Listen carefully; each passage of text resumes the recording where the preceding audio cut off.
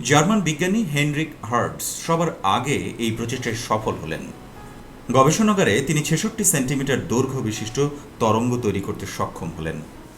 কিন্তু দুর্ভাগ্যক্রমে মাত্র ৩৬ বছর বয়সে ১৮৯৪ সালে হার্টজের অকাল মৃত্যুতে আরও ক্ষুদ্রতর তরঙ্গ দৈর্ঘ্য বিশিষ্ট আলো তৈরির কাজ কিছুদিনের জন্য স্থিমিত হয়ে যায়।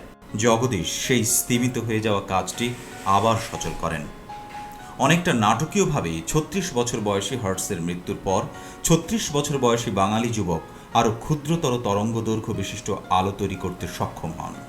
কিছুটা অতিনাটকীয়তা নিশ্চয়ই রয়েছে, কারণ তার ৬ মাসের মধ্যেই ৫ মিলিমিটার দৈর্ঘ্যের একটি হার্টজিয়ান ওয়েভ তৈরি করে দেখালেন যে সেই তরঙ্গ দৈর্ঘ্য দেয়ালের মধ্যে দিয়ে, প্রতিবন্ধকতার মধ্যে দিয়ে বহুদূর যেতে পারে। সেই তরঙ্গের সাহায্যে সিগন্যাল পাঠানো যেতে পারে। সারা পৃথিবীতে যখন বহু প্রচেষ্টা সত্ত্বেও কেউ ৬৬ সেন্টিমিটারের কম তরঙ্গ দৈর্ঘ্য তখনও তৈরি করে উঠতে পারেনি, তিনি একেবারে ৫ মিলিমিটার করে ফেললেন। এর পেছনে প্রস্তুতি লাগে।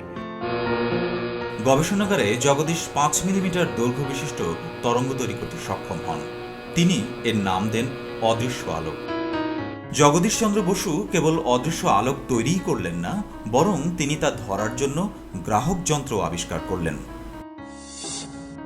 ১৮৯৫ সালে কলকাতার টাউন হলে এক প্রদর্শনীতে তিনি তা প্রদর্শন করেন। জগদীশের এই আবিষ্কারে বিস্ময়ে অভিভূত হয়ে যান তাঁর প্রিয়জন, সুহৃদ এবং শুভানুধ্যায়ীরা।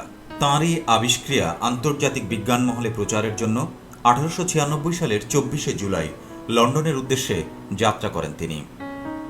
এই বছরের ২১শে সেপ্টেম্বর জগদীশ ব্রিটিশ অ্যাসোসিয়েশনের বৈজ্ঞানিক সম্মেলনে বক্তৃতা প্রদান করেন এবং তার আবিষ্কার প্রদর্শন করেন।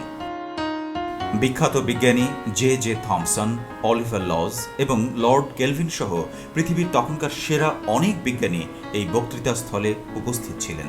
জগদীশ বসুর বক্তৃতা ও প্রদর্শনী দেখে লর্ড কেলভিন এতই মুগ্ধ হয়ে যান যে তিনি নারীদের আসনে গিয়ে অবলা বসুকে অভিনন্দন জানান।